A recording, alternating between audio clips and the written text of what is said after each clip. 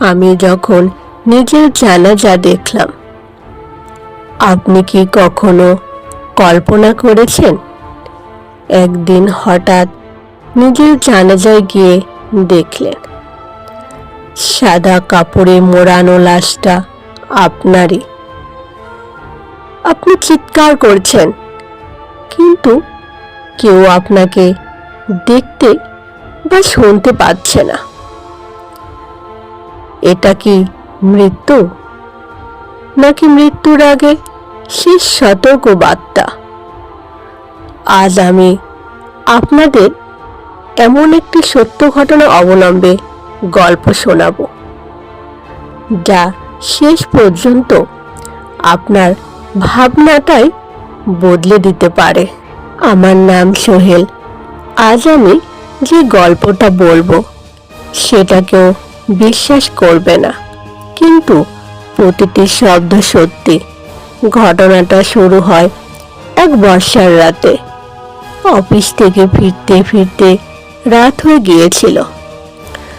বাস থেকে নেমে গ্রামের কাঁচা রাস্তা দিয়ে হাঁটছিলাম। চারিদিকে শুধু ঝিঁঝি পোকার ডাক আর হালকা কুয়াশা। হঠাৎ দূরে অনেক মানুষের কান্নার শব্দ শুনতে পেলাম। কৌতূহলবশত এগিয়ে গেলাম। দেখি গ্রামের মসজিদের সামনে সাদা কাপড়ে মোড়ানো একটি লাশ রাখা। লোকজন বলা বলি করছে, আহারে, ছেলেটা খুব ভালো ছিল। আমি ভিড় ঠেলে সামনে গেলাম। তারপর যা দেখলাম তাতে আমার শরীর জমে গেল। সাদা কাপড়ের নিচে শুয়ে থাকা মানুষটা আমি নিজেই। আমি চিৎকার করে বললাম, আমি তো এখানে দাঁড়িয়ে আছি। কিন্তু কেউ আমার কথা শুনল না। আমি একে একে সবার সামনে দাঁড়ালাম। কেউ আমাকে দেখতে পাচ্ছে না। আমার বুক ধড়ফড় করতে লাগলো। হঠাৎ একজন বৃদ্ধ লোক আমার দিকে তাকিয়ে মৃদু হেসে বললেন, এখনো সময় আছে, ফিরে যাও। আমি অবাক হয়ে বললাম, আপনি আমাকে দেখতে পাচ্ছেন? বৃদ্ধ শুধু বললেন, মানুষ যখন মৃত্যুর খুব কাছাকাছি পৌঁছে যায় তখন সে নিজের পরিণতির এক ঝলক দেখতে পারে।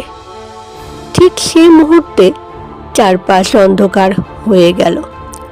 চোখ খুলে দেখি আমি রাস্তার পাশে পড়ে আছি।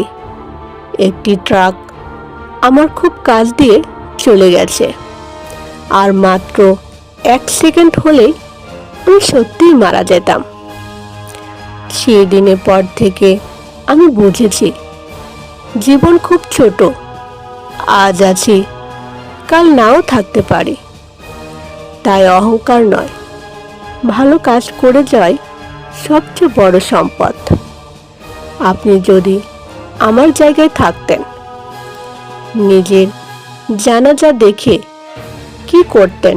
গল্পটি ভালো লাগলে কমেন্ট, লাইক ও সাবস্ক্রাইব করতে ভুলবেন না।